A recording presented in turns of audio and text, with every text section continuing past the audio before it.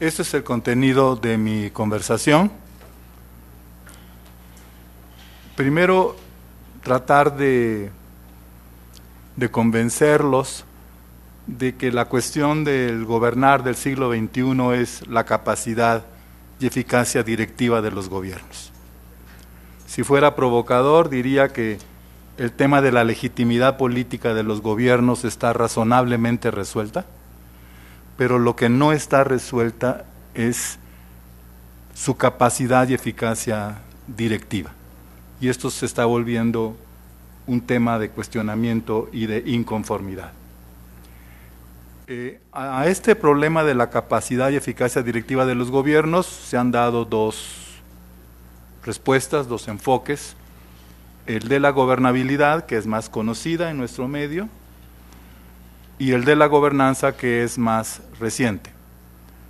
Gobernabilidad, como veremos, es una idea que arranca a mitad de los años 70 con el famoso libro The Crisis of Democracy, y gobernanza comienza en los años 90 con reportes de Banco Mundial, de PNUD y pioneramente en la academia del libro coordinado por Ian Koyman, que se llamó Modern Governance.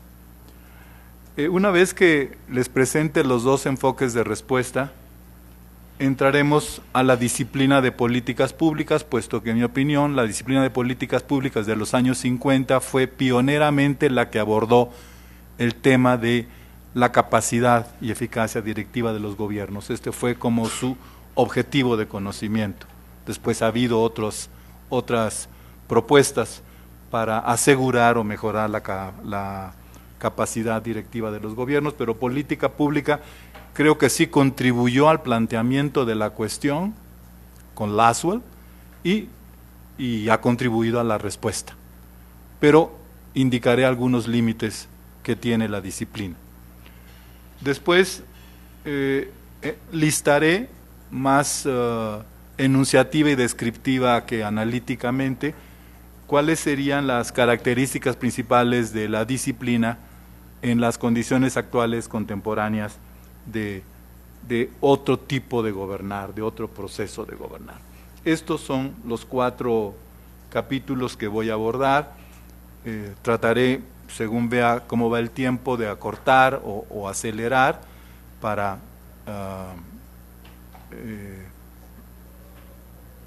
desarrollar los 4 puntos, porque están estructurados, son interdependientes. No voy a utilizar el PowerPoint como apoyo a la exposición.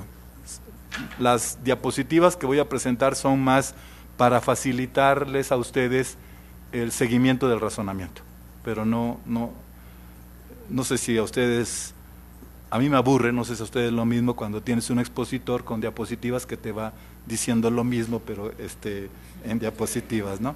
Entonces yo prefiero más bien darles la línea de razonamiento que ustedes puedan seguir lo que digo con la oscuridad y la confusión con que lo pueda decir. Bueno, entremos.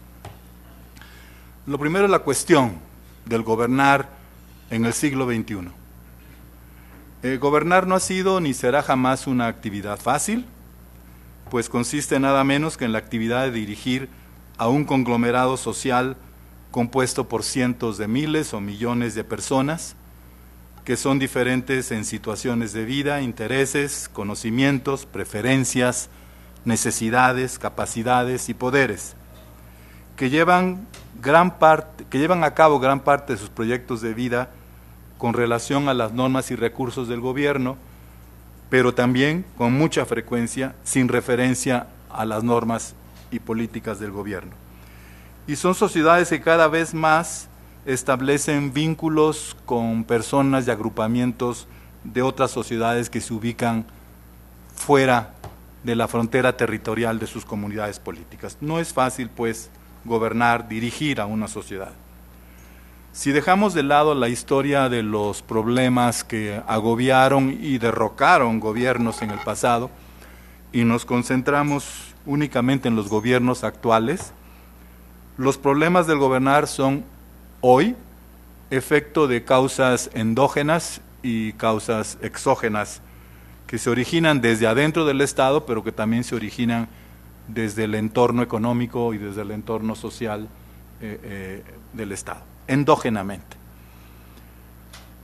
La dificultad de los gobiernos democráticos actuales para dirigir exitosamente a sus sociedades, particularmente los gobiernos democráticos de reciente creación o en proceso de consolidación, como es el caso de México, es consecuencia, el problema de gobernar, de muchas deficiencias normativas, políticas, hacendarias y administrativas.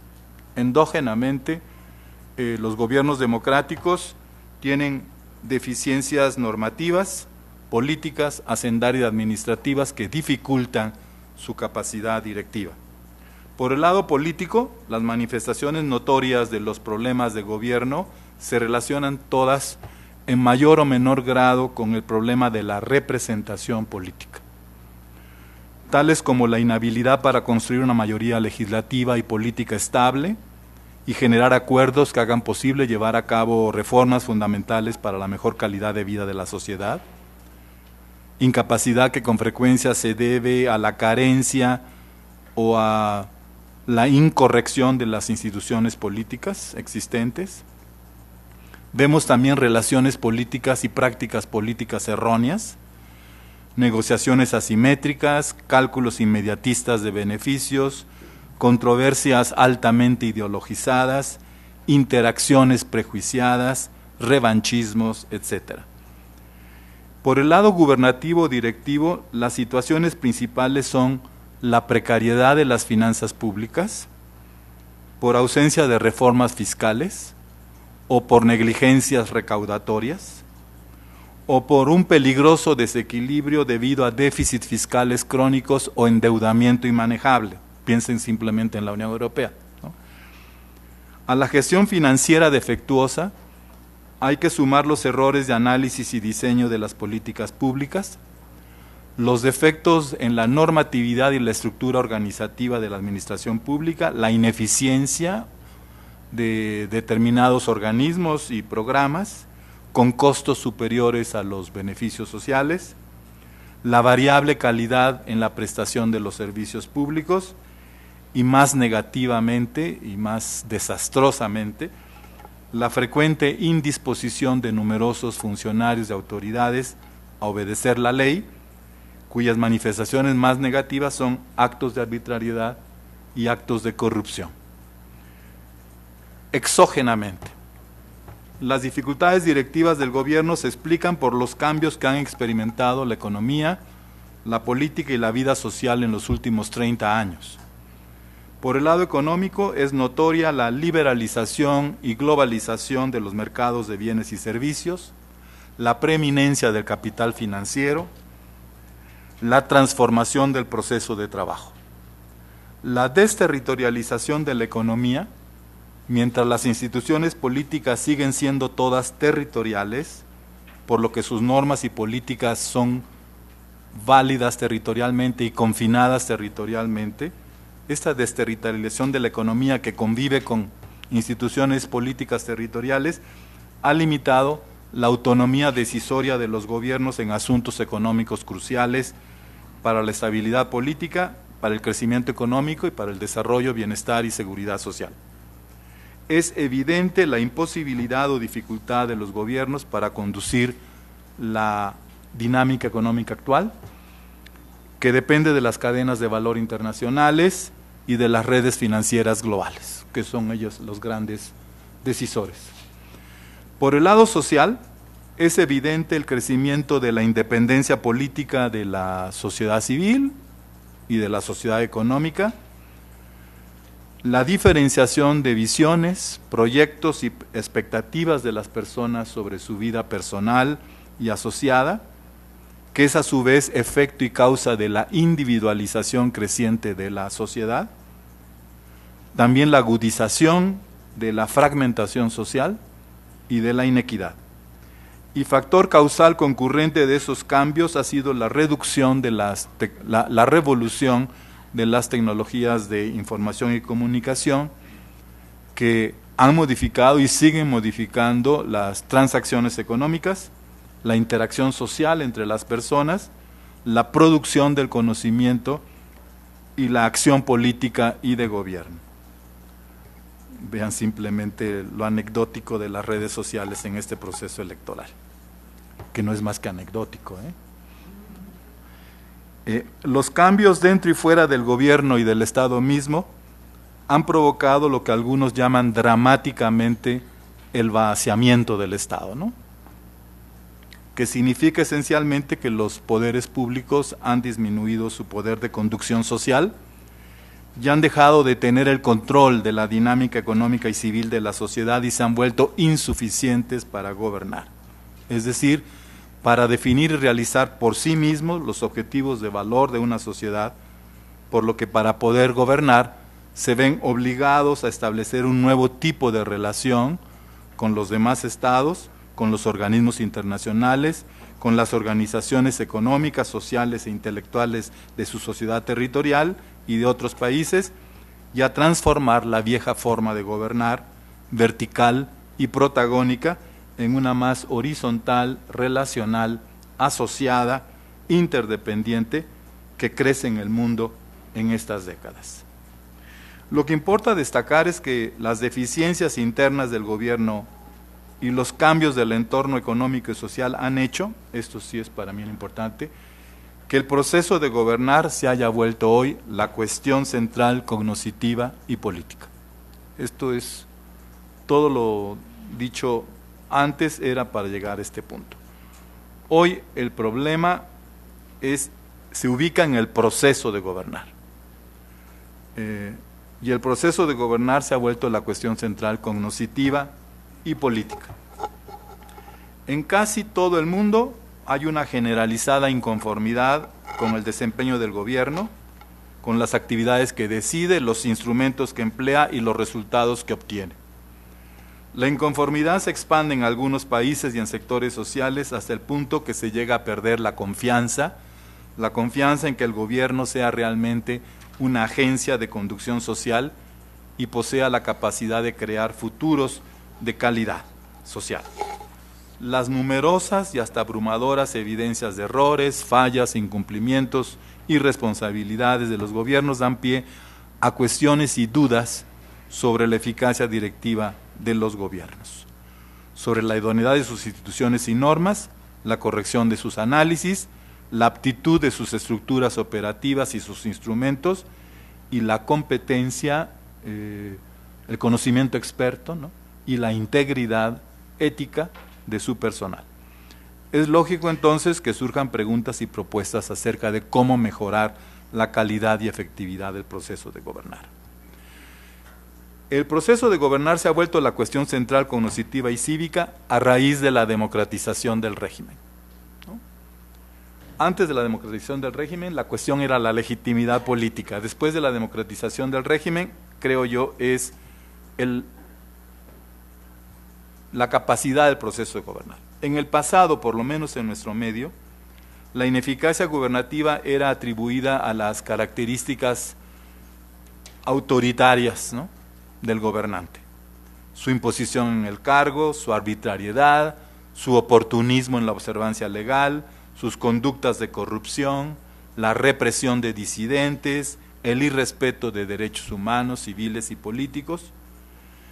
Y estas características autoritarias eran insufriblemente injustas e irracionales y hacían entonces que la sociedad se rehusara a reconocer como legítimo al gobernante, que cuestionara su derecho a dirigirla y que no se sintiera obligada a obedecer sus órdenes y seguir sus políticas, de modo que resultaba imposible, contraproducente, conflictivo, tenso, ¿no?, al gobernante dirigir a la sociedad. Sin embargo, la reciente democratización del régimen y la progresiva instauración del Estado de Derecho, del imperio de la ley,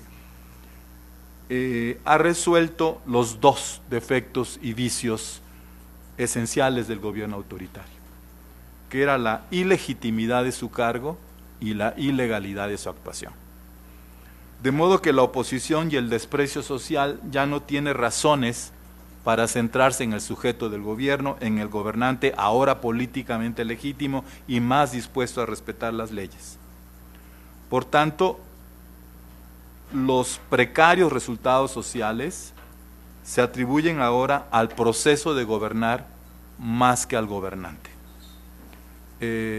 Dicho con una expresión que aprecio mucho me parece de OCDE, que asistimos a un shift from government to governance, ¿no? A un desplazamiento de la cuestión centrada en el gobierno, en el gobernante, al gobernar.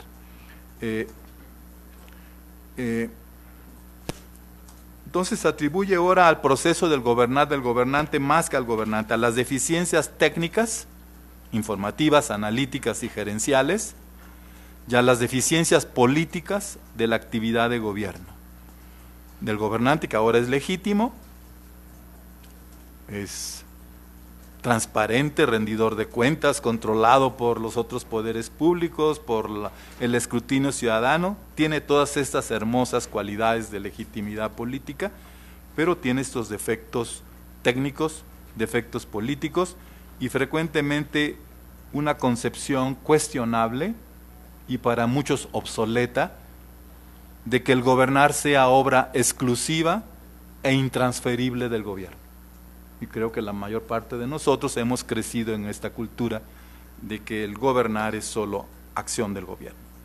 Bueno, las limitaciones e incapacidades directivas y administrativas del gobierno muestran que la acción del gobierno no es sin más acción de gobierno, ¿sí? La acción del gobierno no es sin más acción de gobierno. Los gobiernos pueden gobernar y pueden desgobernar, hacer bien las cosas en algunos momentos y asuntos y ser desastrosos en otros asuntos y circunstancias, causar daños y no solo producir beneficios. El gobernante puede estar muy bien calificado en términos de legitimidad política democrática, pero puede estar mal o regularmente calificado en términos de desempeño directivo y administrativo. La paradoja de la democracia, no solo mexicana, es haber resuelto la cuestión del gobernante, su legitimidad, pero aún no la del gobernar, su eficacia. La democracia ha triunfado en este país y en otros en el terreno de los valores políticos y humanos del régimen, más que en los resultados sociales, ¿sí? Es una democracia que ha ganado en el terreno de los valores, pero que aún está tratando de acreditarse en el terreno de los resultados. El cuestionamiento de la capacidad y eficacia gubernativa tiene tres dimensiones: técnica, política e institucional. Por un lado, la ineficacia directiva es imputada a errores de información, análisis y cálculo que conducen a tomar decisiones equivocadas, o a defectos de organización y gerencia en la implementación de las decisiones tomadas. Es imputada también a errores o defectos políticos en tanto son decisiones que resultan de interrelaciones erróneas con los partidos opositores y con la ciudadanía, que se resisten a incorporar las críticas, ideas y propuestas fundadas de actores económicos, actores de conocimiento experto o actores sociales vitalmente interesados en el asunto público, o gobiernos que son distantes de las prioridades de los ciudadanos, que no ofrecen públicamente razones de por qué prefirieron esas decisiones y descartaron otras, y por qué se las implementa siempre burocráticamente, sin involucrar a los interesados, sin corresponsabilizar a las poblaciones objetivo, o sin asociarse e integrar a las organizaciones civiles. Este modo vertical y unilateral de conducción social parece estar desubicado en el contexto actual de una ciudadanía plural, crecientemente independiente, más informada que antes e indispuesta a que se tomen decisiones que afectan sus vidas sin ser consultadas y sin tener oportunidades de participar en el proceso decisorio. Pero esas dos dimensiones están ligadas directamente a la decisión de las políticas, que son las acciones y los instrumentos directivos principales del gobierno. Estas dos Estas dos dimensiones que están ligadas a la política pública, quería decir, se remiten a una tercera dimensión que es más abarcadora y determinante, la dimensión institucional. El conjunto de las normas que prescriben los objetivos, el objeto, los modos y los alcances de la actividad del gobierno, las normas de relación entre los poderes públicos con la ciudadanía, y estas normas pueden ser erróneas o acertadas, coherentes o contradictorias, precisas o ambiguas, sobrantes o faltantes, o que no son pertinentes y efectivas porque no establecen los incentivos idóneos para obedecerlas, o sobre todo porque su transgresión, como ocurre en México, no implica grandes costos ni a los poderes públicos ni a los ciudadanos. Bueno, esto es lo que quería decir sobre la cuestión de la capacidad y eficacia directiva. Y el corazón de mi intervención era decir, el problema ya no está en la legitimidad política, sino en la capacidad de eficacia directiva, ya no está en el gobernante con sus atributos negativos, está en el proceso de gobernar con sus deficiencias técnicas, políticas e institucionales. ¿Okay? Bueno, hay dos líneas de respuesta a este tema: la gobernabilidad y la gobernanza.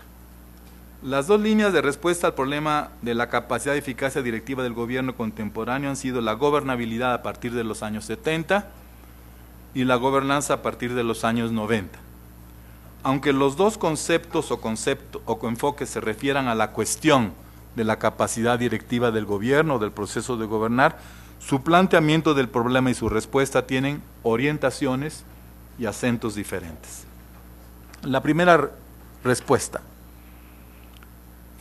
la gobernabilidad, tomó forma a partir de 1975, cuando aparece un libro que, por ejemplo, que me tocó leerlo justamente en ese año, y me acuerdo el impacto intelectual que tuvo en mí, que era La crisis de la democracia, o The Crisis of Democracy, escrito por Crozier, un francés, Huntington, muy conocido en México, y Sadao Watanuki, un japonés. Un libro escrito por encargo de la Comisión Trilateral, que era entonces muy importante en los años 70 la Comisión Trilateral, como hoy lo es el G20, ¿no? Y por consiguiente era un europeo, un americano y un japonés, que eran los líderes fuertes de la Comisión Trilateral. Bueno, ese libro introdujo por primera vez el lenguaje binario gobernabilidad, ingobernabilidad en el lenguaje político. Hasta antes de 75 nadie hablaba de gobernabilidad e ingobernabilidad. Señaló también por primera vez que la democracia podría entrar en crisis y que estaba por entrar en crisis.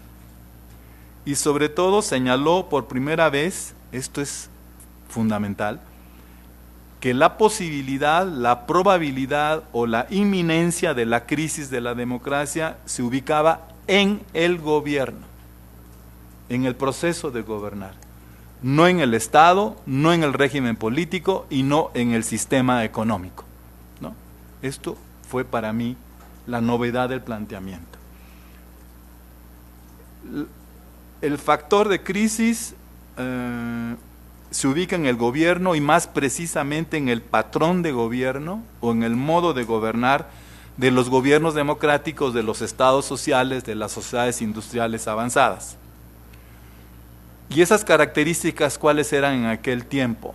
Piensen en Europa, sobre todo, la planificación vinculante de la economía, el alineamiento político de los actores económicos centrales, capital y trabajo, y el gasto público sostenido para dar respuesta a la demanda de los ciudadanos por bienes y servicios tangibles que requiere la asistencia, el bienestar y la seguridad social universal, que además son derechos ciudadanos establecidos. Esto para mí fue importante, porque en México nosotros seguimos pensando que la crisis está en el Estado, en el sistema económico, en el mercado o en el régimen político, y ellos dijeron, eso está suficientemente o razonablemente resuelto. El asunto está en el gobierno, en el gobernar, ubicado dentro de ese Estado, ubicado en ese régimen político y que interactúa y dirige una economía de capital y trabajo. Entonces la crisis de gobierno era un escenario muy probable, ya que las transformaciones que comenzaban a ocurrir en los años 70 en la producción, en el comercio y en el modo y expectativas de vida de las personas y familias, ocasionaban problemas que elevaban la demanda social hacia el Estado en busca de respuestas a un punto tal en que las capacidades de respuesta legales, políticas y sobre todo fiscales del gobierno habían quedado rebasadas, por lo que se generaban problemas graves de legitimidad gubernamental que aceleraban y escalaban la crisis. Entonces era previsible un escenario de crisis de gobernabilidad o de ingobernabilidad, de que el gobierno pudiera no gobernar a su sociedad por su sobrecarga, Überlastung, se llama, overload, ¿no? Por su sobrecarga, por el desequilibrio fiscal entre ingreso y gasto público, entre las contribuciones y las demandas de los ciudadanos, y en resumen por la imposibilidad fiscal de dar respuesta a las demandas materiales cada vez más grandes de los ciudadanos por bienes y servicios públicos que implicaban una cantidad de recursos públicos que no podían crecer al mismo ritmo de la demanda y que cualquier iniciativa de aumentarlos mediante un mayor gravamen fiscal provocaría una escalada de nuevos y más graves problemas económicos y políticos. En suma, la forma de gobernar de los gobiernos de la democracia social, centrada solo en la acción del gobierno y en una acción del gobierno sustentada en el gasto público, en la planeación vinculante y en el alineamiento político de las organizaciones del capital y del trabajo, estaba por entrar en una crisis fiscal que evolucionaría en crisis política y social, poniendo en duda la validez de la democracia social o de la democracia de los estados sociales. Por primera vez se señaló que el régimen democrático incuestionable en el terreno de los valores humanistas y políticos era cuestionable en el terreno de los resultados sociales y podía terminar en una situación de desgobierno. Pues su pronóstico se realizó en muchos países, ¿no? Esta crisis fiscal que se va a escalar en crisis económica y en crisis política. Piensen simplemente en México 7 años después, ¿no? 1982, la primera gran quiebra hacendaria del Estado mexicano. La respuesta al problema fue lógica. ¿Y por qué lógica? Porque consistía en reconstruir de inmediato la capacidad directiva y administrativa del gobierno, comenzando con la reconstrucción de su capacidad fiscal, ¿sí? Para ello se propuso y llevó a cabo una política rigurosa de ajuste financiero entre el ingreso y el gasto público, que comprendió reformas fiscales y para nosotros comprendió reformas administrativas de fondo, la llamada nueva gestión pública, y que exigió también un ajuste estructural de la economía política, un ajuste estructural entre el Estado y el mercado, en el que el Estado tendría la tarea de facilitar y regular apropiadamente la operación de los mercados financieros, comerciales, laborales, productivos, y los mercados se encargarían de producir en grado mayor, por su competencia y su capacidad de innovación, el bienestar que los gobiernos pretendían producir y asegurar. Y entre otros efectos, esto desahogaría la hacienda pública para llevar a cabo otras tareas sociales de mayor urgencia. En suma, el ajuste financiero y el ajuste estructural o de la economía política tendrían como efecto rehacer la legitimidad política del gobierno del Estado social, sin necesidad de que fuera el productor y administrador único o principal de los bienes y servicios de utilidad para el conjunto de ciudadanos. En nuestra versión mexicana y también latinoamericana, el escenario de ingobernabilidad se relacionó con los defectos y vicios del sistema político autoritario más que con las pautas intervencionistas y protectoras que el autoritarismo del Estado social desarrollador practicaba, ¿sí? Entonces, entre nosotros, no obstante que podías decir planeación vinculante de la economía, alineamiento político de capital y trabajo y gasto público sin medida, ¿no? Eso no se puso tanto no se puso el acento tanto en ese tema, sino en el sistema político autoritario. Cuando a fines de los años 70 y principios de los 80 ocurrió la crisis del Estado desarrollador mexicano y de otros latinoamericanos por causa de su déficit fiscal y desbordado endeudamiento, que ocasionó ingentes daños a la economía nacional, en capitales, en patrimonios, en fuerza de trabajo calificada. La crisis fue entendida como crisis de ingobernabilidad por causa del patrón ineficiente y excesivo de gasto social politizado y populista del gobierno. Pero en el fondo, esto es el que lo estoy repitiendo, en el fondo como consecuencia del régimen autoritario, propenso al error decisional, por carecer de controles y por ser muy bajo el costo político de sus errores, ¿sí? Por consiguiente, en nuestra percepción mexicana, la solución se encontraba en la transición democrática y en la liberalización de la economía.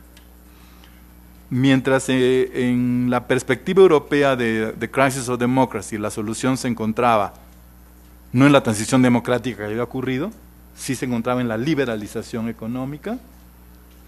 Entre nosotros sí fueron las dos soluciones, transición democrática y liberalización de la economía. Y gracias a esas dos decisiones estratégicas, más o menos somos todavía una nación estable, decente y con esperanzas en el 2012.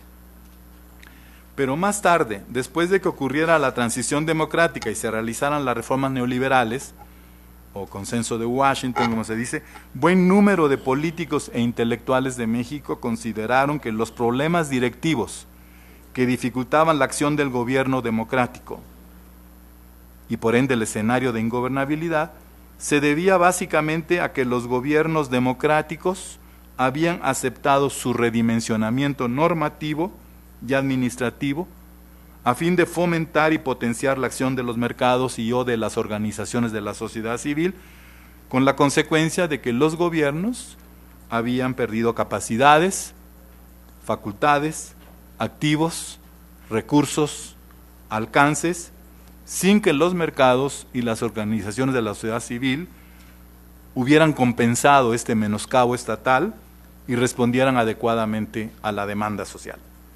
En suma, la capacidad directiva del gobierno era inferior a la demanda y problemática social debido a la privación o pérdida de capacidades que había tenido por haber llevado adelante las reformas neoliberales. Pues ese fue el frente, el frente de ¿qué? El del 88, ¿sí? Frente Democrático Nacional, ¿no? De Cárdenas y sí. En efecto, la transición democrática en muchos países, en México, fue considerada por muchos como un movimiento para reconstruir las capacidades perdidas del Estado social desarrollador y reconstruir su esencia social y su esencia nacional o nacionalista. ¿Sí? Mucho de la transición o de la democratización mexicana hasta el 2012 está relacionado con esta idea, ¿no?, de reconstruir las capacidades perdidas del Estado social desarrollador y reconstruir su naturaleza y vocación social y nacional. En efecto, numerosos políticos e intelectuales no han atribuido los déficits del gobierno democrático a la carencia de las instituciones políticas propias de la democracia, o al hecho de que la transición no creó el orden institucional, fiscal y administrativo que la democracia requiere para poder ser gobierno eficaz, sino a la pérdida de capacidad de rectoría económica del gobierno, ¿no? Y por consiguiente a la pérdida de su capacidad de generar bienestar social.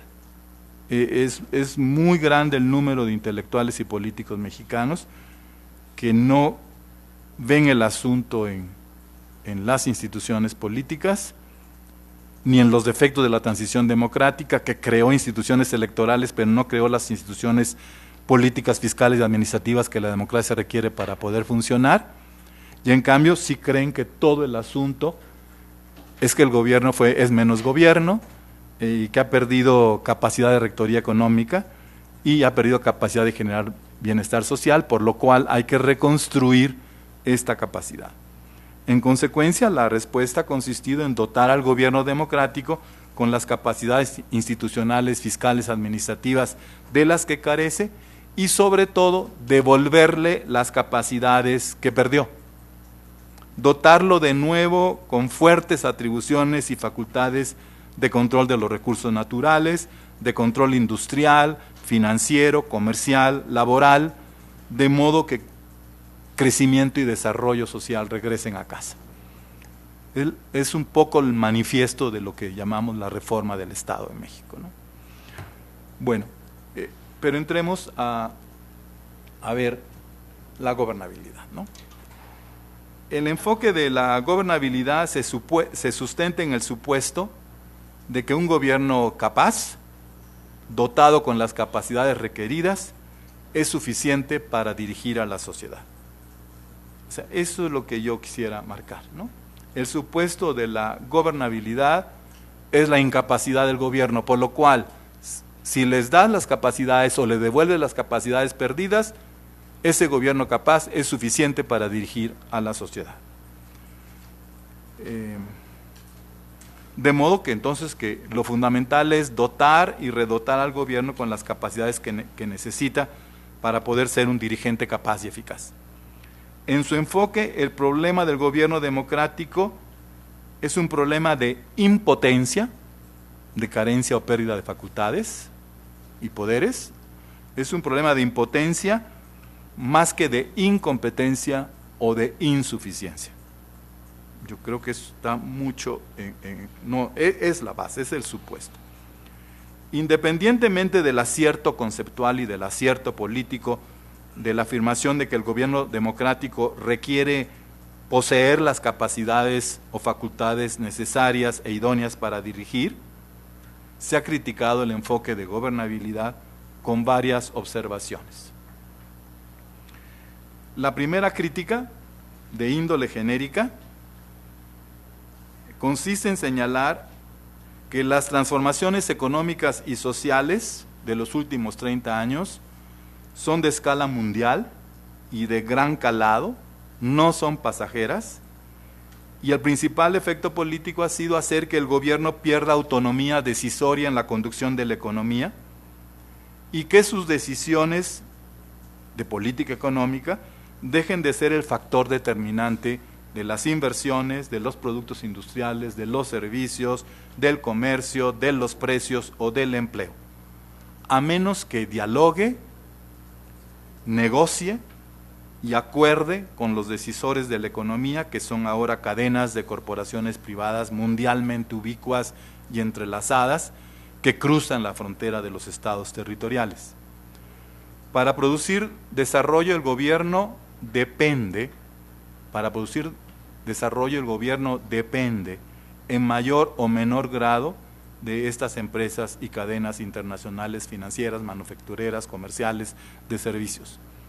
El desarrollo ya no es ni puede ser efecto único de las capacidades operativas propias del gobierno, aun si constitucionalmente declaradas y prescritas, sino el máximo de la capacidad del gobierno consiste en entablar relaciones de asociación y cooperación con actores económicos gubernamentalmente independientes, tal y tal. Pero hay otras dos críticas específicas. La gobernabilidad pone el acento en las capacidades gubernamentales, y las capacidades gubernamentales, piensen en Aristóteles, ¿no?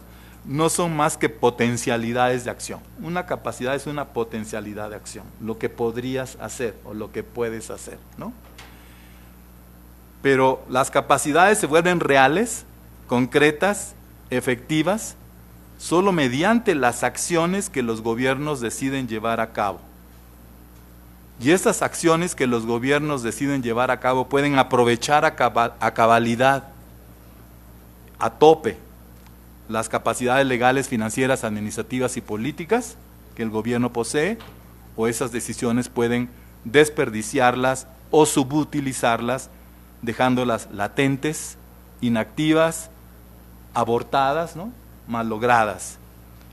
Aun si las sociedades hemos otorgado a manos llenas al gobierno estas capacidades o se las hemos concedido de nuevo. Entonces, la primera crítica, si quieren genérica, pero para mí aguda, es que las capacidades no son más que potencialidades de acción, ¿no?, y que son las acciones que decide el gobierno, que las pueden aprovechar al máximo o las pueden desaprovechar o subutilizar, ¿sí? Tienes haciendas públicas robustas, tienes leyes claras y precisas y puedes estar tomando decisiones que dan la vuelta a las leyes, que las incumplen, o estar asignando recursos fiscales de manera inapropiada e inefectiva. Entonces, la capacidad real se acredita y expresa en las acciones decididas por el gobierno. Y esto es lo que gobernanza va a insistir, ¿sí?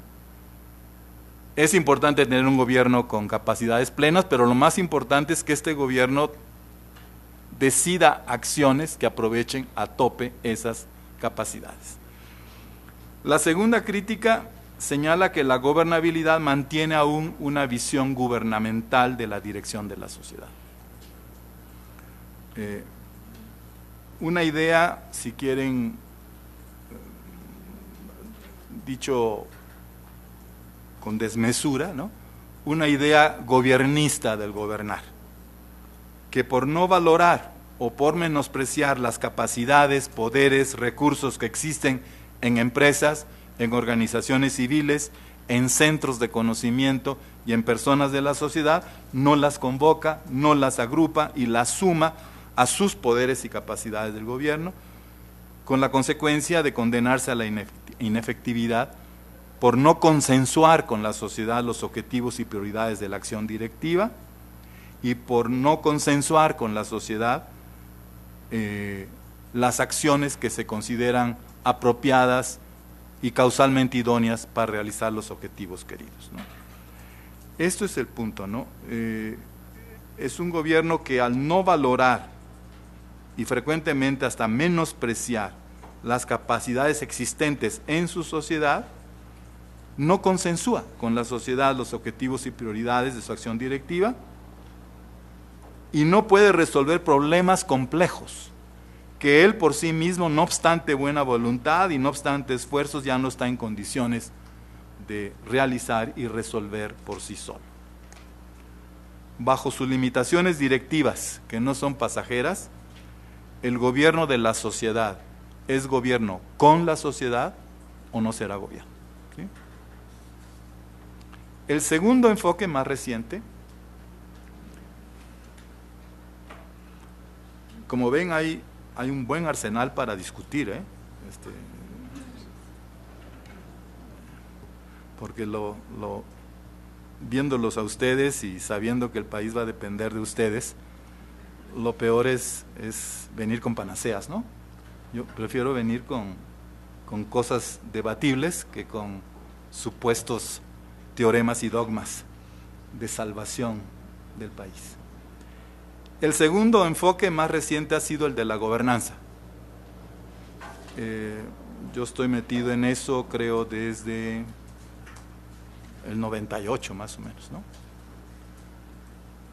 Para empezar, el término gobernanza no es una traducción simple del inglés governance, ¿no? Si ustedes iban al diccionario de la Real Academia Española, en los años 90, justo cuando me metí yo, decía gobernanza, expresión arcaica, : la acción o efecto de gobernar o gobernarse. Governance, y está William Asher, creo que también fue resucitado, ¿no?, de un arcaísmo inglés que viene desde, creo que lo usa Chaucer o algo así. Y gouvernance en francés también es un arcaísmo, porque gouvernance hasta hace algunos años eran los edificios del gobierno, ¿no? El proceso de gobernar. Entonces, atención, más que un neologismo, es un arcaísmo, ¿sí? Pero en el 2001 la Real Academia Española sorpresivamente ofreció una nueva definición que a mí me sorprendió, porque en ese momento como que recogía bastante bien cómo estaba el debate intelectual y decía que gobernanza es el arte o modo de gobernar que tiene como objetivo un desarrollo institucional, económico y social duradero a través de los poderes del Estado, las organizaciones de la sociedad civil y los recursos del mercado de la economía. Si no, vayan ustedes a la RAE y ahí en el 2001, pero más o menos es esto. Y me gustó mucho porque te decía, no va a haber, ¿tú qué podías inferir? No va a haber desarrollo institucional, económico y social duradero solo con los recursos del gobierno, ¿no? Estatismo. Ni solo con los recursos del mercado, el boom neoliberal. Ni solo con los recursos de la sociedad civil, la explosión de ONGs y sociocivilistas también de los últimos años. Entonces él te ofrecía una muy buena definición y de hecho me agradó ver este asunto. Entonces, gobernanza es un término arcaico no solo en español. Su uso terminológico y conceptual en asuntos de gobierno es reciente, pues reaparece en los años 90 en varios documentos de los organismos internacionales, Banco Mundial y PNUD, sobre todo en el 2000 hay uno del Banco Mundial sobre un reporte sobre el África subsahariana, y ahí aparece por primera vez, dice, el problema con muchos de los países del gobierno, de los gobiernos africanos, no está ya en el gobernante, como decía, sino está en su governance, y requieren una better governance, una gobernanza mejor, y va a ser una lista de cosas que veremos, ¿no? Después PNUD, en un librito que sobre todo si hay aquí, que a mí me gustó mucho, por ahí también, que se llama Reconceptualizing Governance, de PNUD, que es muy bueno, y la obra académica pionera coordinada por Jan Koyman, del 73, Modern Governance, gobernación o gobernanza moderna, New Government Society Interactions, nuevas interacciones entre gobierno y sociedad. Entonces, después de una denotación inicial ambigua, ha estabilizado sus elementos esenciales. Para empezar, el concepto de gobernanza tiene dos supuestos o premisas. La acción del gobierno es necesaria, pero insuficiente para la tarea directiva de la sociedad, y por consiguiente es importante y decisivo crear un nuevo proceso de gobernar. El asunto no es crear un gobierno capaz, dotarlo o redotarlo con las capacidades, sino el asunto es que ese gobierno capaz practique otro proceso de gobernar. Porque el gobierno más capaz es insuficiente, o digámoslo así, el gobierno más eficiente que ustedes se imaginen es insuficiente para la tarea directiva. Eso creo que es interesante, te ayuda, te mueve a pensar, ¿no? Entonces, la acción del gobierno es absolutamente necesaria, imprescindible, aunque hay teóricos que hablan de governance without government, ¿no? Proceso de gobernar sin gobierno, y son hayekianos y de otro tipo, ¿no? Aquí no es antigubernamental el concepto, es postgubernamental, ¿sí? Es postgubernamental. El gobierno es necesario, es imprescindible, pero es insuficiente para el tamaño de la tarea directiva de la sociedad en las actuales condiciones, ¿sí? No es el México de 1910, después de la revolución, ¿no? Donde estamos ahorita parados, ¿no? Y así puede decir cada país, ¿no? Y por consiguiente lo decisivo es crear un nuevo proceso de gobernar, o parafraseando el libro de Koyman, a New Government Society Interaction, ¿no? ¿Sí? Se requiere gobierno, pero un gobierno que opera, piensa, ¿no? Dirige, coordina de otra manera. Entonces, a raíz de los cambios ocurridos al interior del gobierno y en su entorno económico y social, el gobierno ya no puede dirigir a su sociedad por sí mismo, a partir de sus ideas y sus recursos, ya no puede definir ni realizar los objetivos preferidos de la vida en sociedad, razón por la cual ha ido tomando forma un nuevo proceso o modo de gobernar, cuya principal característica reside en el hecho de que los gobiernos dependen cada vez más de otros gobiernos y de otras organizaciones, tanto del sector privado como de la sociedad civil, organizaciones que pueden ser nacionales o extranjeras o binacionales o multinacionales, para poder cumplir sus funciones públicas, realizar los objetivos sociales de interés común y prestar los servicios públicos. Como dije antes, el gobierno más eficiente, más costo eficiente, como lo demandaba la nueva gestión pública en conexión con la política de ajuste, es insuficiente. Por consiguiente, más que tratar de dar origen a un gobierno dotado plenamente con todas las capacidades requeridas y eficiente en sus actividades, lo que importa y se requiere es otro proceso de gobernar. Estoy siendo muy redundante porque esto es el tema. Un proceso de gobierno en modo postgubernamental que incluya tanto la acción del gobierno como la de los ciudadanos, que conjunte e integre las capacidades y recursos inmensos del gobierno con las capacidades y recursos de las empresas económicas, de las organizaciones de la sociedad civil y los centros de información y conocimiento. La estructura asociada, relacional o compartida del proceso del gobernar produce legitimidad política, aceptación social y eficacia directiva, o por lo menos produce más legitimidad política, más aprobación social y más efectividad directiva comparada con los modos tradicionales de gobernar. Ahora bien, gobernanza no rivaliza con gobernabilidad, ¿sí? Porque también hay estos enfoques antitéticos. Y no rivaliza con gobernabilidad en dos sentidos. En primer lugar, porque la condición básica de un gobernar exitoso es disponer de un gobierno competente, ¿no? Que emplee a cabalidad y con habilidad las capacidades que posee. Si el nuevo proceso de gobernar supone que tu gobierno es gobierno, ¿no?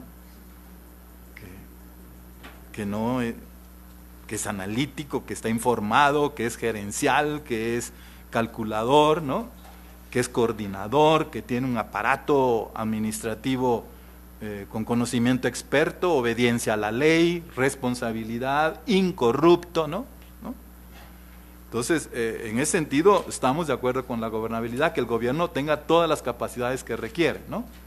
Que sea competente, potente, que emplee a cabalidad y con habilidad las capacidades que posee, pero las capacidades gubernamentales poderosas son insuficientes y van complementadas con las capacidades sociales para que la sociedad tenga rumbo, pueda realizar las metas que prefiere y resolver los problemas que la perjudican. Pero en segundo lugar, porque se considera que la gobernanza o el modo de gobernar asociado hace ahora sí que este gobierno posea la capacidad de gobernar y eficacia directiva, por lo cual asegura la gobernabilidad de la sociedad e impide crisis por ingobernabilidad, ¿no? ¿Sí? O sea, solo el gobernar en modo de gobernanza, digamos así, es el que te permite anticipar crisis de ingobernabilidad, ¿sí? Solo gobernar de este modo hace que tu sociedad sea gobernable y que tu gobierno tenga capacidad de gobernarla. Porque no entré a este tema porque es muy largo, ¿no? Porque la gobernabilidad puede ocurrir por dos cosas, ¿no? Por razones de sociedad o por razones de gobierno. Hay ingobernabilidad por razones de sociedad cuando la sociedad está indispuesta a obedecer la ley e indispuesta a reconocer a las autoridades, etc. Entonces, es la sociedad la que es ingobernable, ¿no? Pero hay razones de gobierno, cuando el gobierno es el que no tiene la capacidad de gobernar. La peor combinación, que les suene conocido, es cuando hay sociedades indispuestas a obedecer la ley y a ser gobernadas por autoridades legítimas y gobiernos que no hacen bien la tarea por arbitrariedades, ilegalidades corrupciones u oportunismo legal. Entonces, entremos ya.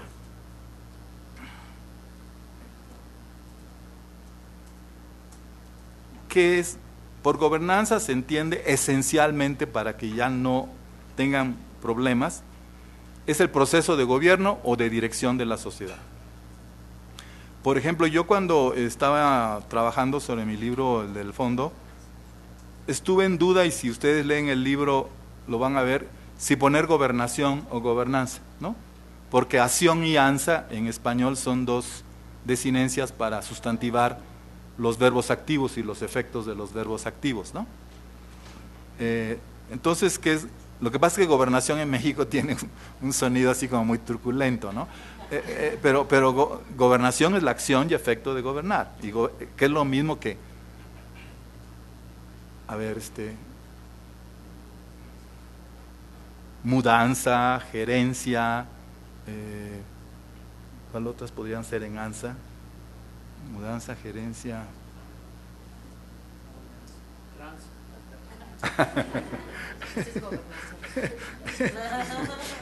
Ok, bueno, entonces, gobernanza es el proceso de gobernar, punto, esencialmente. Es el proceso de dirigir a la sociedad, de steering society, ¿no? El proceso, o sea, hay aquí Germans de Steuern, ¿no? De dirección de la sociedad, ¿no? Se refiere al proceso por el cual o mediante el cual una sociedad se dirige, se gobierna y se gestiona a sí misma. Concretamente es el proceso a través del cual el gobierno y la ciudadanía, por consiguiente el gobierno, las empresas privadas, las organizaciones de la sociedad civil y los ciudadanos interactúan con el propósito de definir, acordar y decidir sus objetivos de interés y valor común, así como acordar y decidir las formas de organización, los recursos y las actividades que consideran necesarias y conducentes para lograr los objetivos decididos. La gobernanza es entonces el proceso mediante el cual se conforma, define y decide el sentido de dirección de una sociedad y se construye la capacidad social para realizar los objetivos que importan a la sociedad y dan sentido a la varia actividad de una sociedad. Entendida de esta manera, la gobernanza es, por un lado, intencional, puesto que define y decide la orientación de la sociedad hacia determinados objetivos y futuros que son considerados fundamentales, valiosos y cruciales para la calidad de vida en una sociedad, pero por otro lado es causal, puesto que define y decide las acciones, instrumentos, formas de organización, monto y tipo de recursos que se consideran idóneos y eficaces para producir esos objetivos y futuros deseados. Es un poco como la política pública, que también es una acción intencional y causal. Pero aquí el proceso de gobernanza, en tanto intencional y causal, no es aleatorio, ni discrecional, ni irrestricto, sino está institucional y cognoscitivamente estructurado. Está estructurado por instituciones y está estructurado por el conocimiento. Créanme que esto es importante. No estamos en la gobernanza arcaica del estilo personal de gobernar, ¿no? Que ese ni era institucional, ni era cognoscitivo, ¿sí? Esa era una charada, ¿sí? No, aquí el proceso de gobernanza no es aleatorio, ¿no? No es discrecional, está estructurado, cae en el marco de instituciones y está estructurado por el conocimiento. Entonces tú ya puedes ver que va a haber defectos y fallas de gobernanza cuando hay fallas en las instituciones y fallas en el conocimiento. Y si ustedes lo están viendo, pues cada vez empiezan a ver la importancia que va a tener política pública cuando nace en los años 50. En el fondo empieza a decir estas cosas. Entonces, por un lado, gobernanza implica valores, instituciones, leyes, reglamentos, tradiciones. Y este sistema establece las formas y los límites de ejercicio del poder público, establece las vías de acceso que tienen a disposición los ciudadanos para participar en las decisiones públicas y establecen estas normas, valores, leyes, tradiciones, las reglas que van a encuadrar la interlocución que tiene lugar entre las autoridades públicas, las empresas privadas y las organizaciones de la sociedad civil, a fin de que vinculen sus posiciones e intereses, resuelvan sus diferencias, acerquen sus posiciones, negocien, ¿no? Y puedan llegar a acuerdos sobre los objetivos públicos a alcanzar, los problemas públicos a resolver y los servicios públicos a suministrar al conjunto de la sociedad. Entonces está institucionalmente estructurada. Pero por otro lado, la gobernanza pública implica también conocimientos teóricos y técnicos, modelos causales y tecnologías duras y gerenciales que hacen que los actores públicos, privados y sociales puedan conocer los componentes y las causas de los problemas que quieren atender o de las metas que quieren alcanzar, puedan asignar y ejercer de manera eficiente los recursos públicos y privados que se necesitan y puedan adoptar las medidas organizativas idóneas y las actividades causalmente eficaces para producir los resultados públicos deseados. El conocimiento, por ser la actividad que identifica y valida las relaciones causales del mundo natural y del mundo social, es la referencia fundamental de la eficacia en general y de la eficacia gubernativa en particular, ¿sí? No es posible causalidad sin conocimiento, ¿sí? Entonces, está también estructurado cognitivamente. Si nada más estuviera estructurado institucionalmente, tendríamos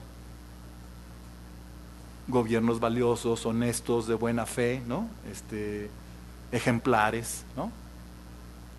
Pero no eficaces, ¿no? No eficientes.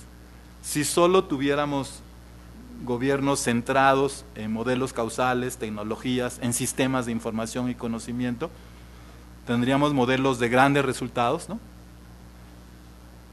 Modelos chinos, pues, pero modelos no valiosos, ¿no? De convivencia, de poder, etcétera, etcétera, ¿no?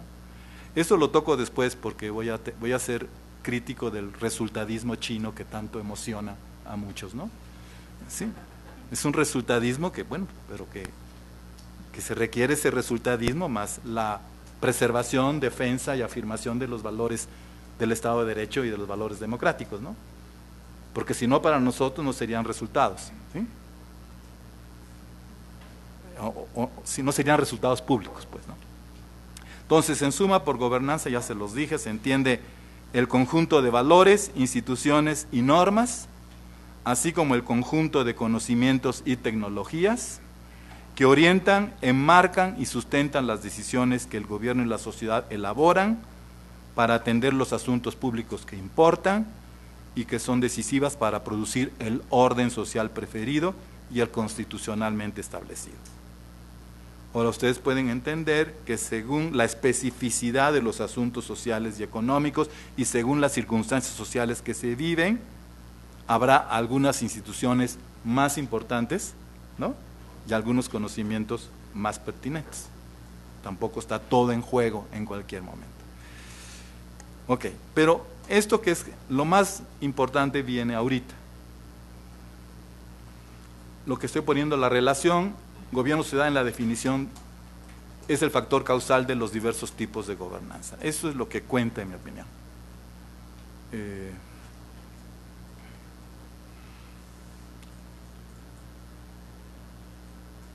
Esa estructura institucional y técnica del proceso de gobernar va a ser producto de la interlocución que tiene lugar entre el gobierno y la sociedad, pero va a ser cambiante el peso o la influencia que el gobierno o la sociedad tiene en la definición. Ustedes pueden imaginar que hay épocas en la sociedad donde los gobiernos son más determinantes y la sociedad menos, ¿no? Pero puede haber otros asuntos donde la sociedad es más determinante y el gobierno menos. piensa en principio de subsidiariedad, ¿no? Tanto Estado cuanto sea necesario y tanta sociedad cuanto sea posible, ¿no? Entonces, lo que importa, sobre todo para razones de investigación, pero también para razones de diseño y política pública, es saber si la intencionalidad y causalidad del proceso de gobernar, cómo está siendo definida y cuál es la correlación entre gobierno y sociedad en su definición.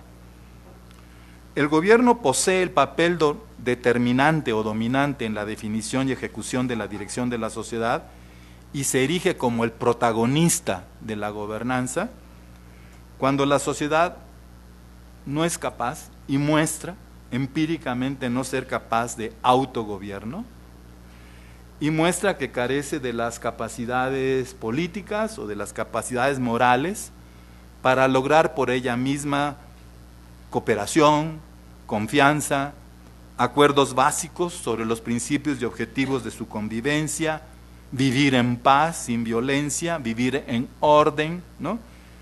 O porque la sociedad carece de capacidades cognitivas, informativas, tecnológicas, financieras, organizativas, productivas, para que la sociedad por sí misma pueda identificar y ejecutar eficazmente las acciones idóneas para realizar las metas de su supervivencia, de su bienestar, de su prosperidad.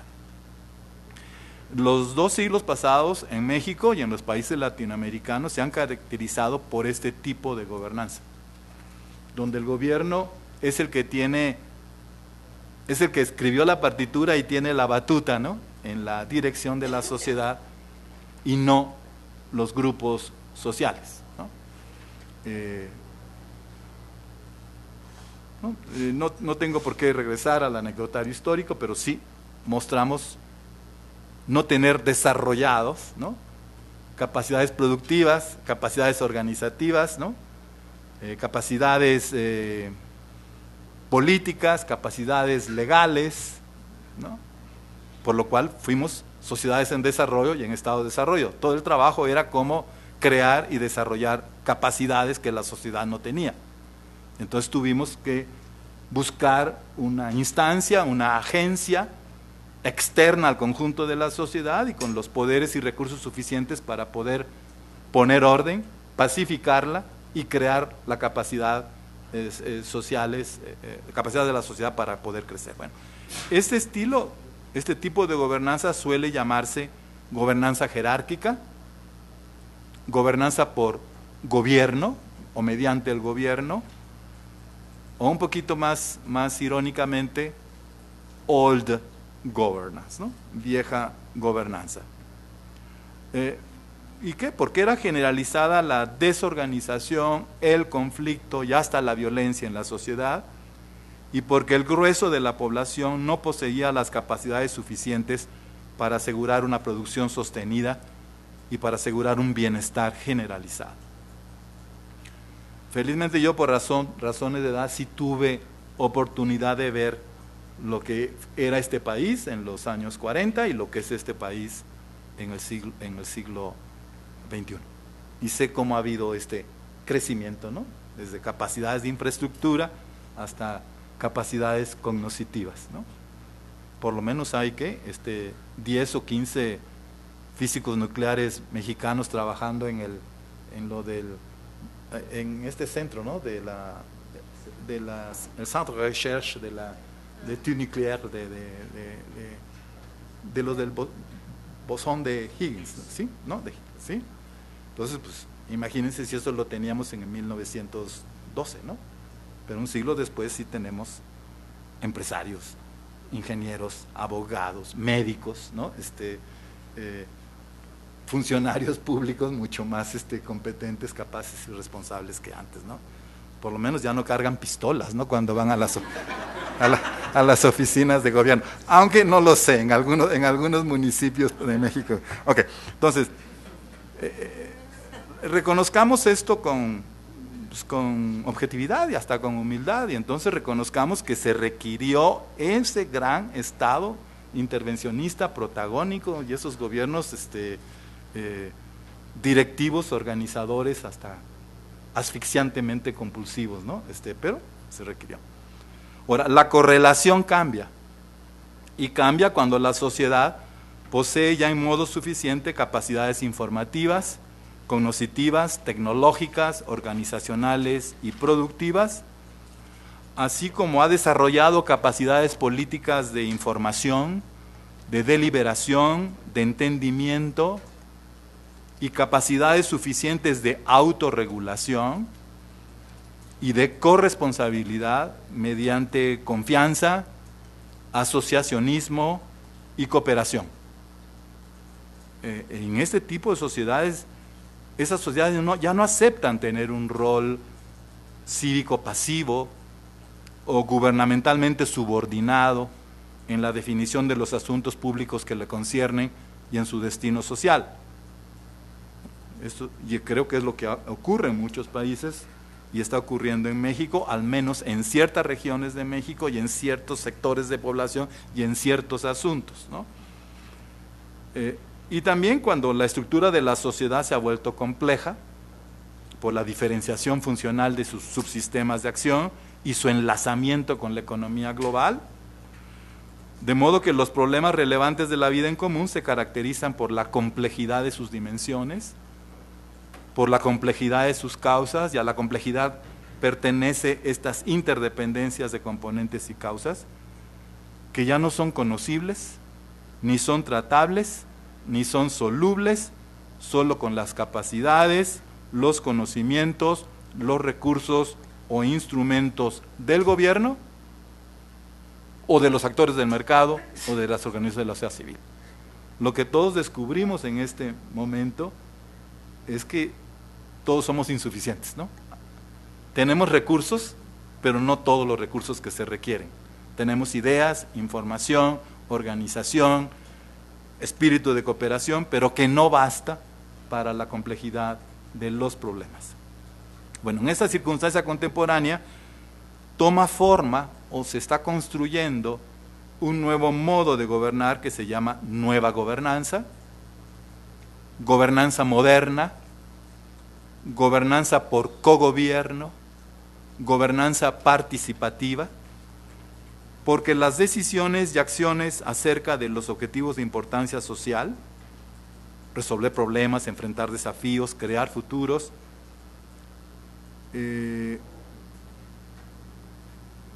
ya no son obra exclusiva del gobierno ni podrán serlo, sino que son, y esto es crecientemente evidente, resultado de la deliberación conjunta,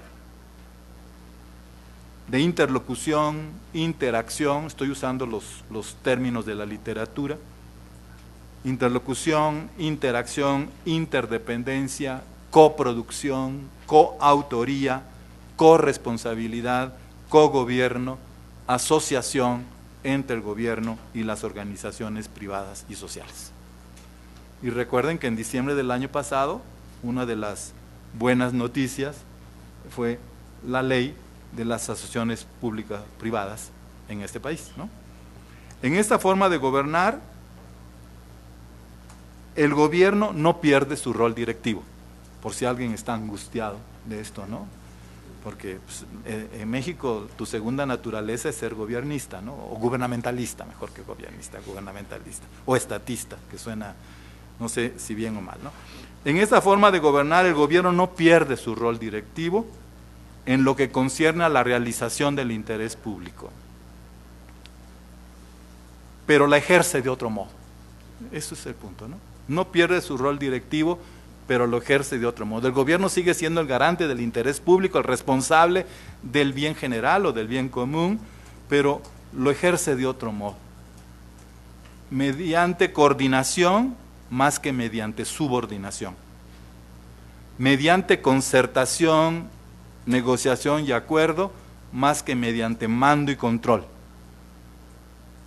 de manera horizontal, relacional o en red, más que jerárquica piramidalmente.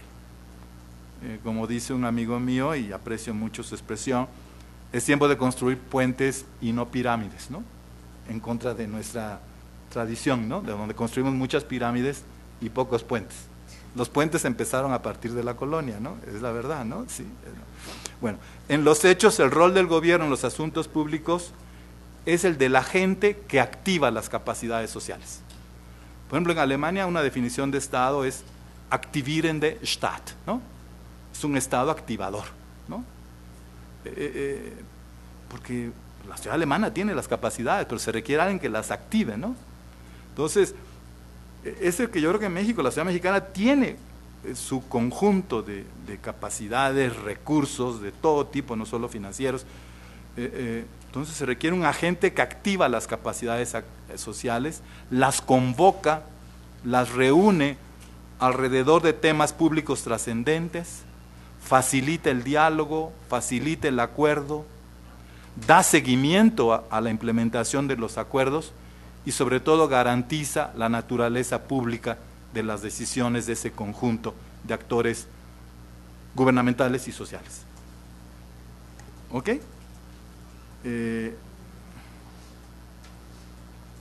Si habláramos de gobernanza democrática,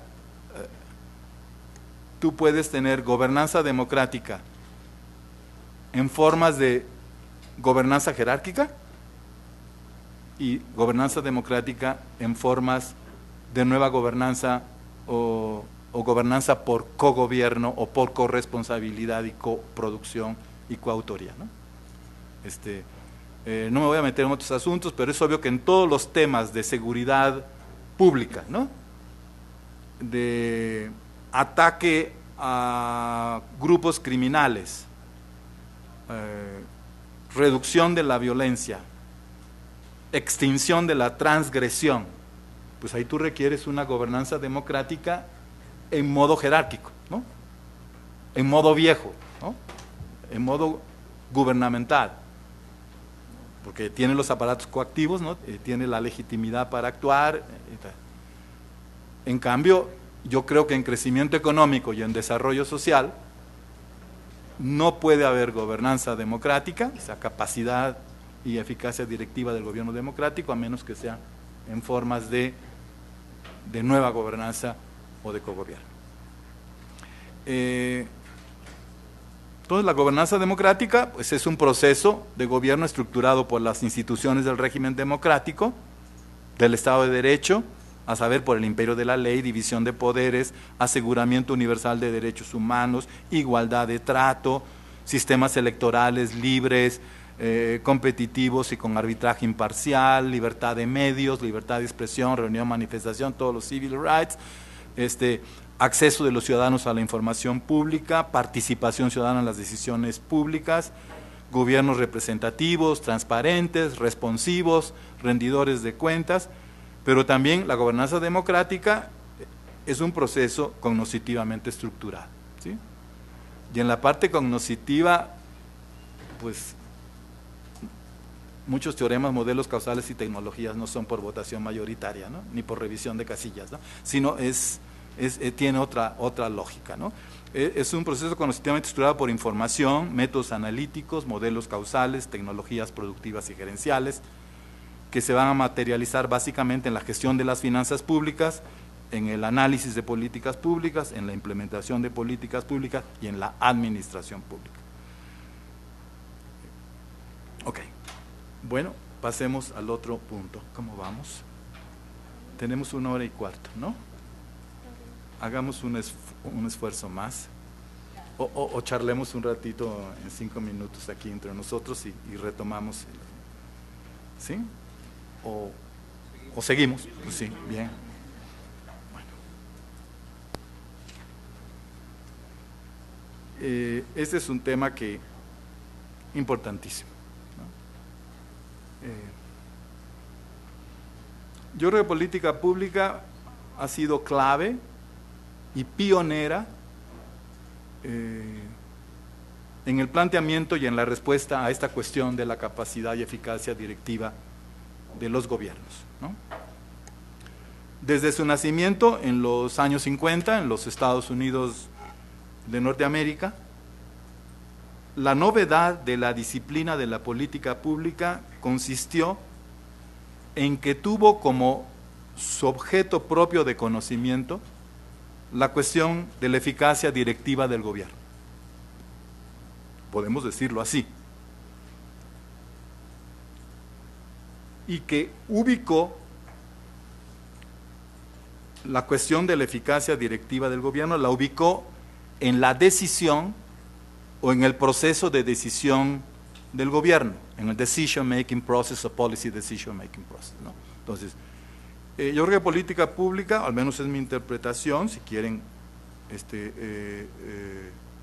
ligado a esto, es la que se plantea por primera vez el tema de cómo promover y asegurar la capacidad y eficacia directiva del gobierno, pero ubica esta cuestión en el proceso de la decisión y no en el de su ejecución.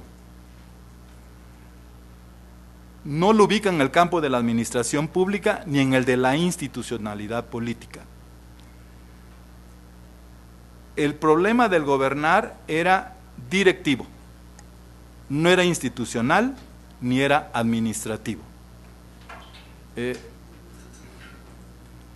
Desde la perspectiva norteamericana, el problema del gobierno no es institucional, pues la decisión y actuación del gobierno democrático es institucionalmente leal e institucionalmente correcta, ya que se trata de dirigentes democráticamente elegidos, que proceden en conformidad con las leyes y que están sujetos a controles por parte de otros poderes y por parte de los ciudadanos mismos, ¿sí? El problema de la capacidad de eficacia directiva del gobierno desde la perspectiva norteamericana en los años 50 y evidentemente hasta ahora no está en la institucionalidad. Tampoco es un problema administrativo, dado que el gobierno norteamericano dispone supuesta o realmente de un cuerpo de funcionarios observantes de la ley o sancionados fuertemente en caso de transgresión, respetuosos de sus atribuciones y facultades, y además técnicamente expertos y experimentados en su campo de acción. Entonces el problema es básicamente directivo. No tienes gobernantes ilegítimos e ilegales, ni administraciones públicas reclutadas de manera política, ¿no? Electoreramente o entre amigos y paisanos, ¿no? Entonces, el problema es básicamente directivo y se refiere a la capacidad de los gobiernos para decidir objetivos socialmente relevantes y realizables mediante acciones eficaces. El problema de la capacidad y eficacia directiva ha crecido en importancia, pensemos en los años 50, y se ha vuelto crucial debido a que el Estado ha hecho suya la solución de problemas y necesidades sociales de sus ciudadanos, lo cual exige producir o adquirir y distribuir bienes y servicios de utilidad y beneficio para personas, familias y grupos. En la perspectiva de la disciplina de política pública, además, gobernar es por definición una acción performativa, que se sustenta en la razón técnica, que es la que hace posible realizar la razón sustantiva o valorativa, lo que los actores de una sociedad prefieren y que está constitucional o legalmente prescrita. Entonces, la cuestión directiva es una cuestión sobre la capacidad de eficacia directiva. Lo que creo yo, el límite quizás de la disciplina en ese momento fue ubicarla en la decisión, ¿sí? Ubicarla en la decisión. Entonces la disciplina de las políticas públicas surge para conocer cómo se toman las decisiones de gobierno, bajo cuáles supuestos, cuáles consideraciones, cuál interacción entre los actores, pero fundamentalmente para saber si se toman las decisiones con base en datos, análisis, cálculos y pronósticos racionales que incrementen la acción, la eficacia de la acción decidida, o si en cambio las acciones se sustentan en otros criterios. Por ejemplo, mucho de Lindblom, ¿no? Pues es un ejercicio politológico de la política pública, pero no es un ejercicio de política pública, ¿sí? Y así podría decir de otros, ¿no? Que nos gustan además, ¿no? Pero el corazón de la disciplina no es solo que te digan cómo se toma la decisión, sino que te digan si la manera como se está tomando la decisión se basa en consideraciones que permiten una razonable eficacia, ¿no? Una probabilidad performativa de tener éxito, ¿no? Bajo la premisa fundada de que el conocimiento es fundamental para que las decisiones sean eficaces, la disciplina surge con el objetivo de conocer el modo como toma forma el proceso de decisión del gobierno y para saber si el conocimiento guía la deliberación decisoria y hasta qué punto lo hace. Por consiguiente, desde su fundación, la disciplina de política pública, que fue entendida justamente por razones de eficacia en modo multi o interdisciplinario, y que fue como ciencias de política o ciencias de política de la democracia, se interesó por la idoneidad causal de la política pública. Por la idoneidad causal de la política pública para realizar sus propósitos, por la eficacia directiva del gobierno, que es posible solo mediante conocimiento, y conocimiento científico. Entonces la pregunta que la disciplina quería resolver, en palabras del fundador Laswell, era ¿cómo aumentar la función inteligencia? Así la llamó, ¿cómo aumentar la función inteligencia para aumentar la racionalidad de la política? Por ende, la disciplina, desde su comienzo, con una gran visión, tuvo ese doble objetivo, ¿no? El conocimiento de la política pública y el conocimiento en la política pública. No voy a regresar a eso, ¿no? Knowledge of, knowledge in, ¿no? Y ambos objetivos se enlazan y tienen como propósito final fomentar y asegurar la calidad informativa y analítica de la decisión de la política pública y en consecuencia mejorar la capacidad directiva del gobierno.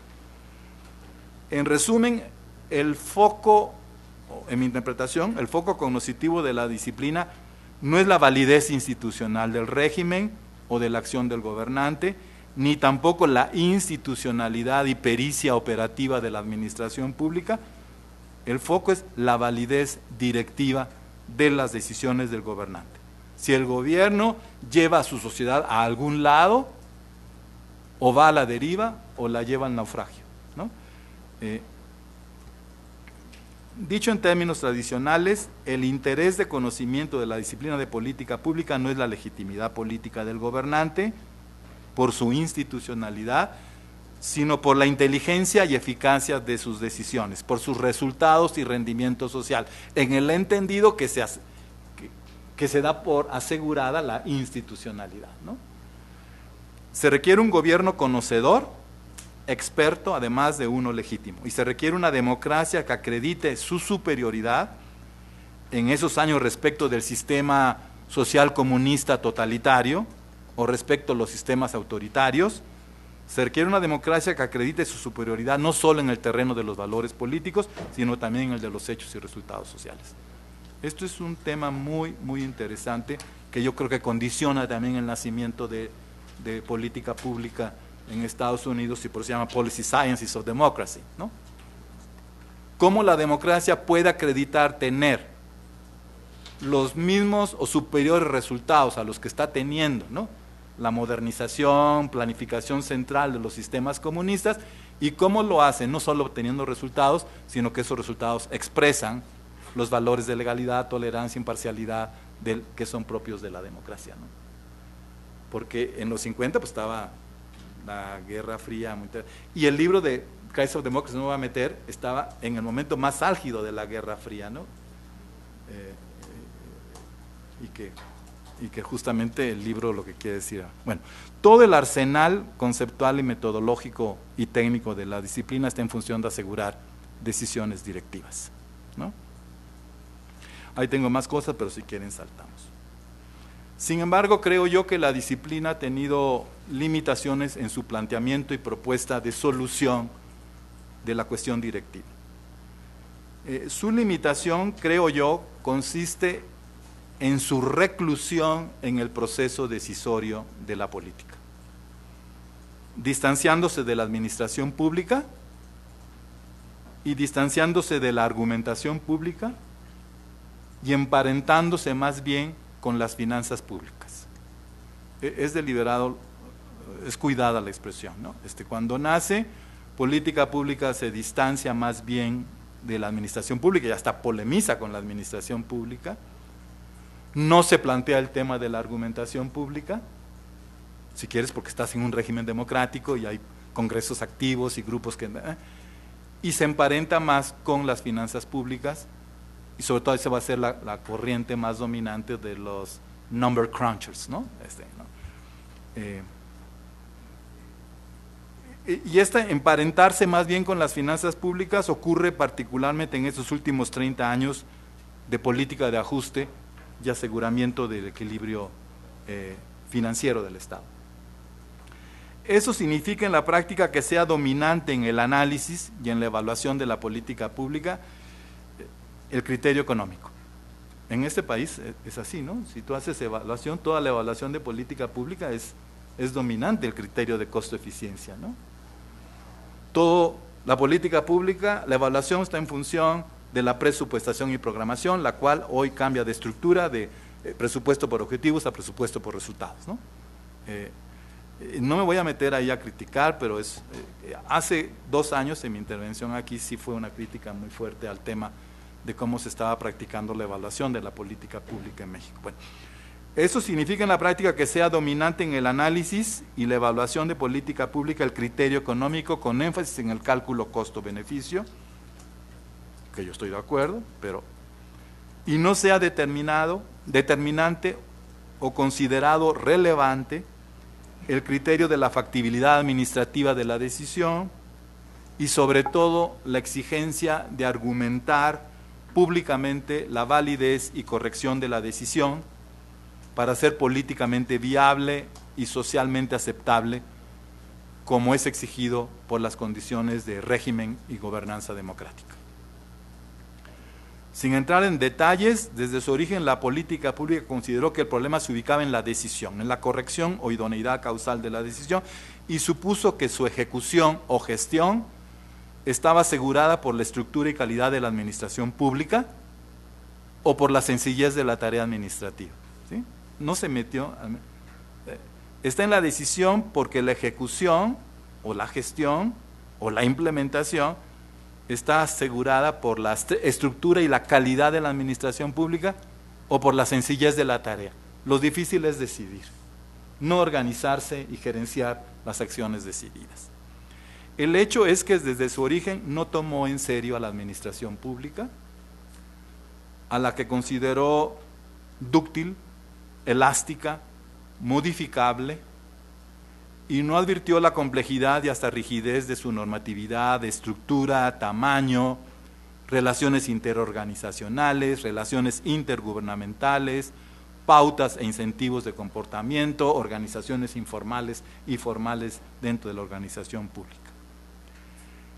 Y los estudios sobre la implementación de las políticas públicas que comenzaron a proliferar a fines de los años 60, pusieron en evidencia la limitación o incorrección del supuesto de la disciplina y su reclusión en el proceso decisorio. Pero no fueron aceptadas, y yo creo que estoy entre ellos, pero no fueron aceptados por las corrientes epistemológicamente más consistentes de public policy, o si quieren más ortodoxas, que consideraban que los estudios de implementación sobre las políticas no pertenecían al corazón de la disciplina, ¿sí? Puesto que planteaban asuntos que tenían que ver con la administración pública o con la política, ¿sí? Y creo que el famoso implementation de Wildavsky-Pressman, yo desde que lo leí dije, ¿esto será public policy o es public administration o political pluralism, ¿no? Sí. Hay una discusión que ocurrió en Estados Unidos muy fuerte. ¿Qué vas a hacer con la implementación? ¿Pertenece a política pública o no pertenece a política? Independiente de que implementation,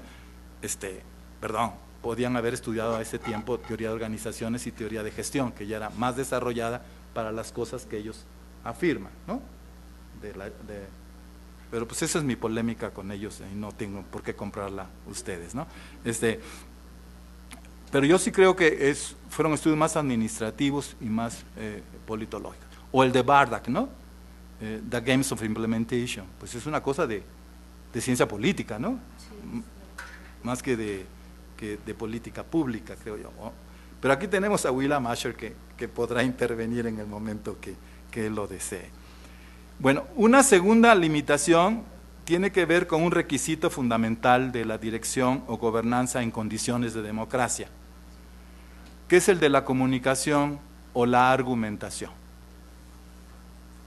De hecho, en el ciclo de política pública ustedes no ven policy communication, ¿no? Entonces, esa segunda limitación es el de la comunicación o la argumentación, que es la exigencia de informar, explicar, justificar la decisión tomada, defender con evidencias y argumentos la decisión tomada ante los ciudadanos que serán los beneficiados o afectados por las decisiones o ante los partidos de oposición. La observación perspicaz de Gian Domenico Maione, con una cosa con Wildavsky, que se llama Policies are not decisions, ¿no? Las políticas no son decisiones o no son solo decisiones, porque las políticas son decisiones, pero que no son solo decisiones quiere significar que en democracia, esto es muy bonito, para desarrollar, en la democracia la eficacia de la decisión no solo es un asunto técnico,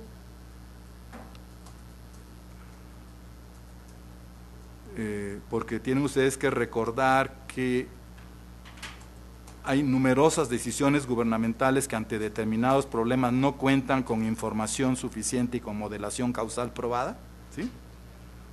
No es solo un asunto técnico, sino también es un asunto público, es un asunto político, democrático, que exige ofrecer razones a los ciudadanos sobre los motivos que llevaron a tomar esa decisión y descartar otras objeciones posibles, dudas o opresiones. ¿Y a qué quiero llevarlo? Pero no sé si lo desarrollo. Que en el fondo la limitación fundamental de la disciplina de política pública es su concepto de la eficacia gubernamental o de la eficacia pública. Este es un súper tema que creo yo está en pañales,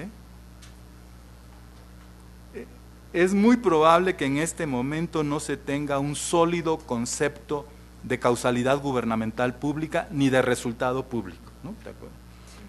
En los últimos años, a consecuencia del énfasis puesto en la eficiencia económica y acaso en la eficacia social del desempeño gubernamental, se ha propuesto o ha sido dominante un concepto limitado e incluso unilateral de la eficacia gubernamental o pública de la política pública. Este enfoque ha contribuido a aceptar una visión predominantemente técnica de la eficacia, entendida como la idoneidad causal de las acciones e instrumentos del gobierno para producir los objetivos económicos y sociales deseados, sin destacar la pertinencia e impacto causal de los componentes institucionales y políticos del desempeño.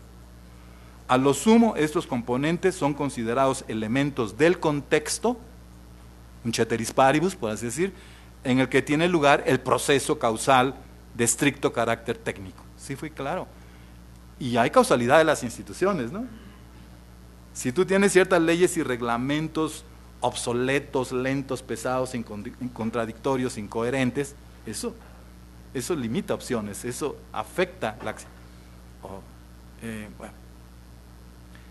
El concepto técnico de resultado público y de causalidad pública es fundamental. El concepto técnico es fundamental y es correcto, pues la situación social deseada no puede existir más que como efecto de la acción emprendida por el gobierno o por el gobierno y la sociedad. Pero el concepto tiene un valor limitado en los asuntos públicos, por cuanto el proceso causal público comprende y ha de comprender elementos institucionales y elementos políticos que son de carácter valorativo y no solo técnico. El resultado es el efecto de una causalidad técnica e institucional política o valorativa a la vez. Esto quiere decir que la acción gubernamental es juzgada socialmente como eficaz, tanto por lo que ha realizado empíricamente, como por la manera como lo ha realizado.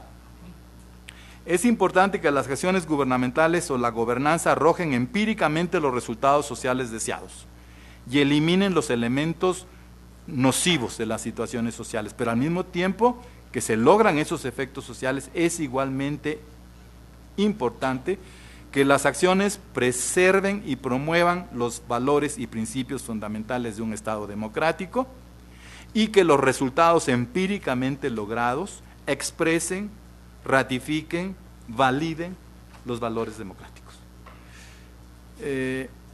Entonces, los resultados y los valores democráticos de la acción gubernamental, la competencia técnica y la legitimidad política de la acción son conjuntamente las condiciones esenciales de la eficacia gubernamental o pública.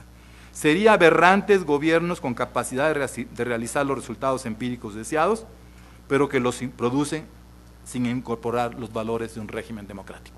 Nosotros somos policy science of democracy, ¿no? No.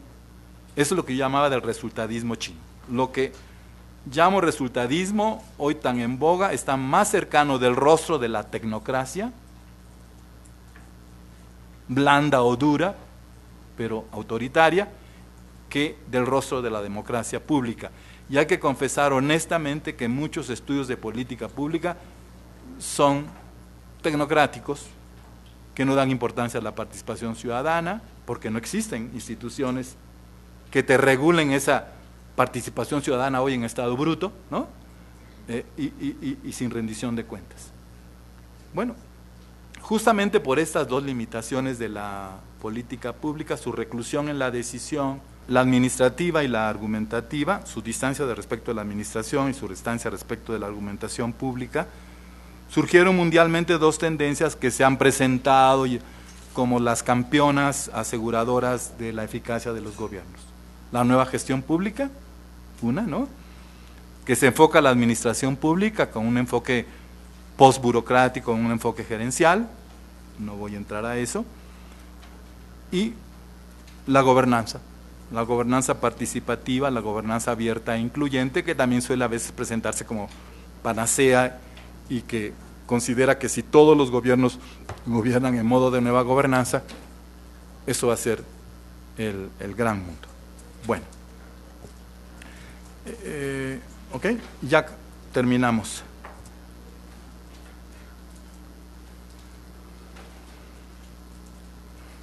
La primera, pues yo creo, es pensar la política pública como un componente del proceso de gobernar.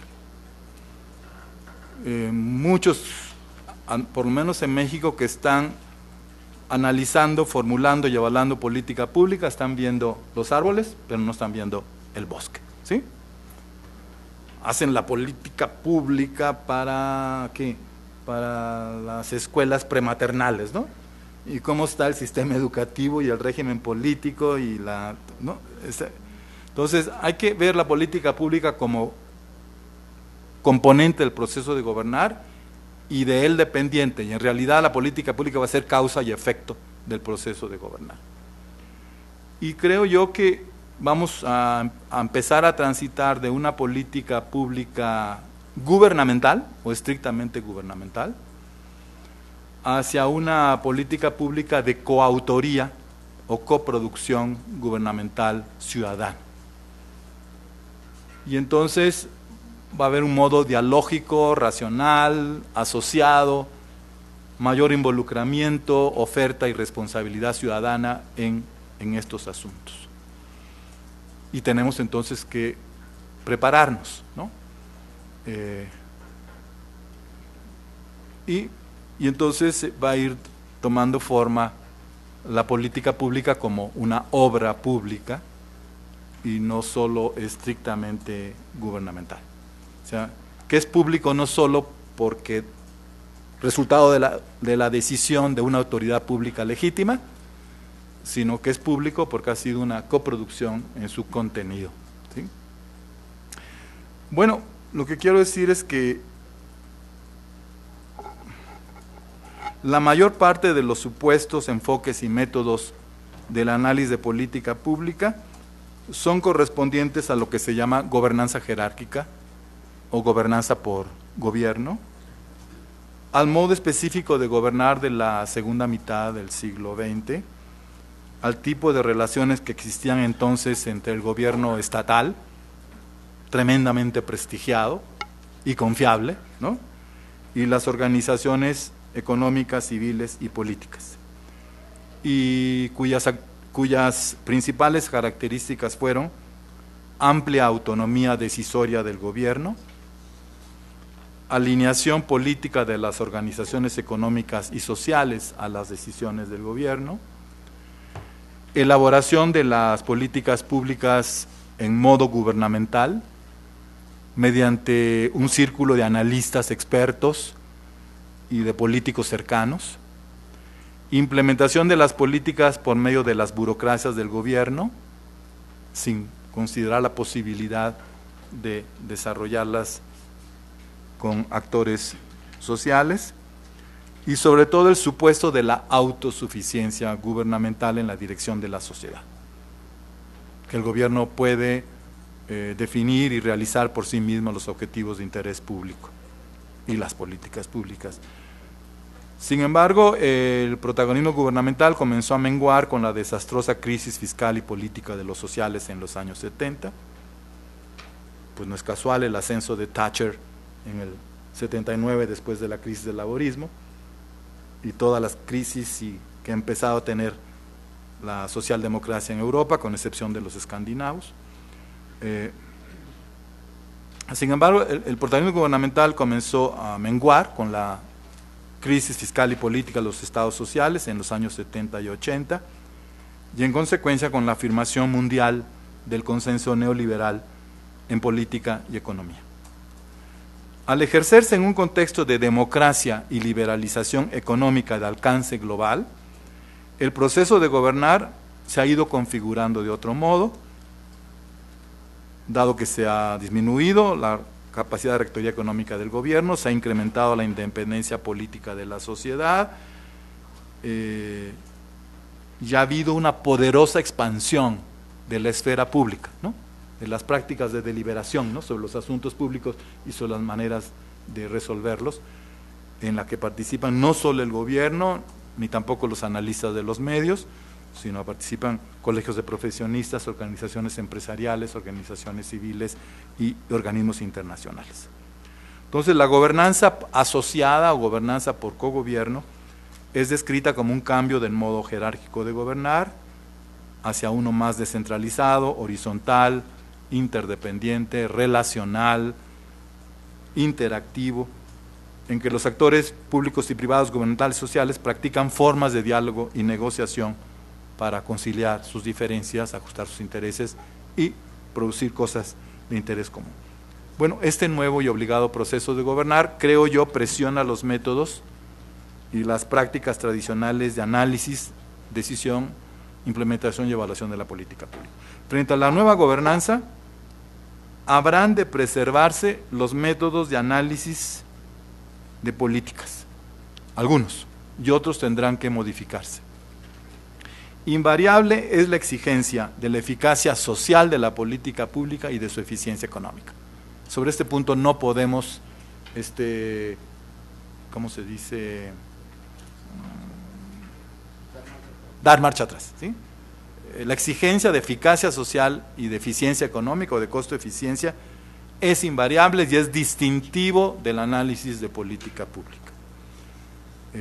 Por consiguiente, en el análisis y diseño de las políticas públicas seguirá siendo irrenunciable la búsqueda de información objetiva y de información actualizada, la producción e incorporación de teoremas, modelos y tecnologías causales que aseguren la asignación eficiente de los recursos públicos y la eficacia de las acciones directivas, pero en el entendido, como ya he dicho, de que la eficacia gubernamental contiene y rebasa la dimensión técnica, por lo cual hay que justificar ante la sociedad por qué se están tomando esas decisiones. Y se pueden estar tomando de esa manera porque no tienes la información, porque no tienes modelos causales probados, porque las best practices de otros países no son aplicables al tuyo, ¿sí?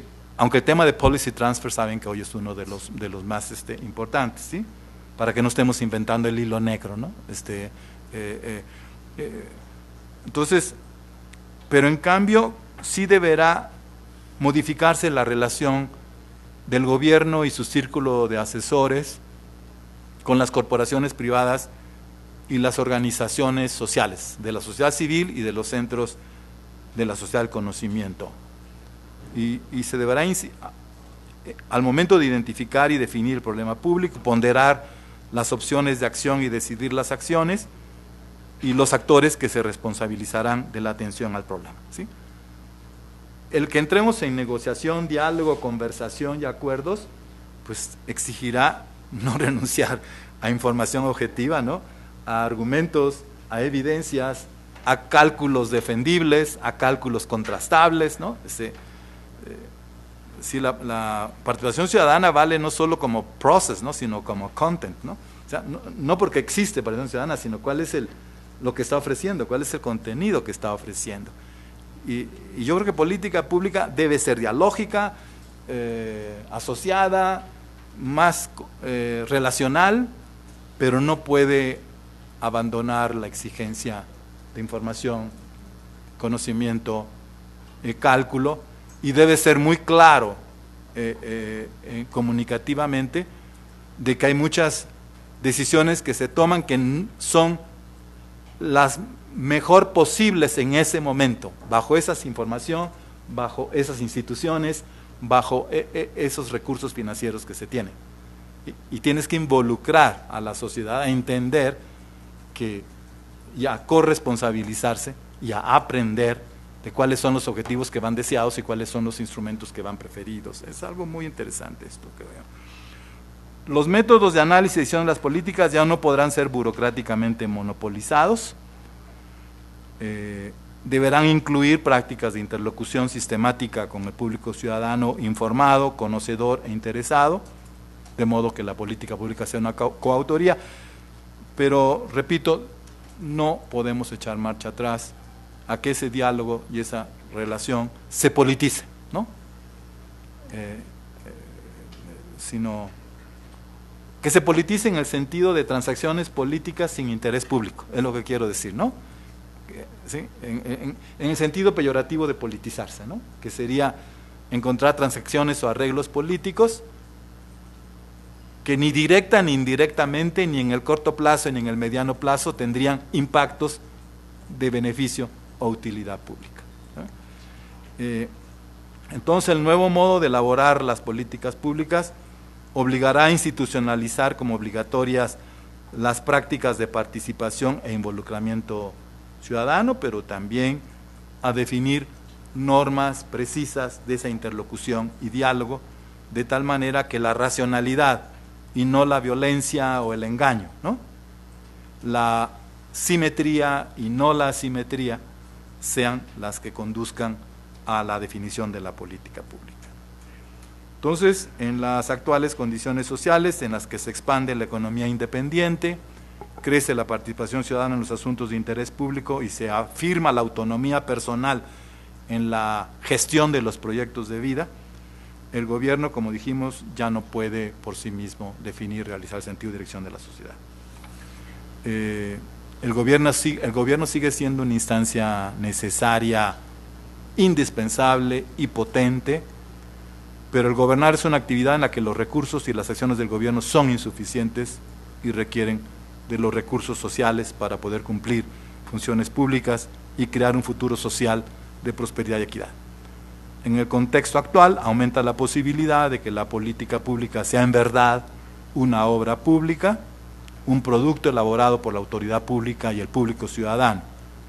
Y ese es el futuro que creo yo, si no está a la vista, es el que está en proceso de formación y que va a modificar muchos componentes del modo de entender, analizar y efectuar las políticas públicas.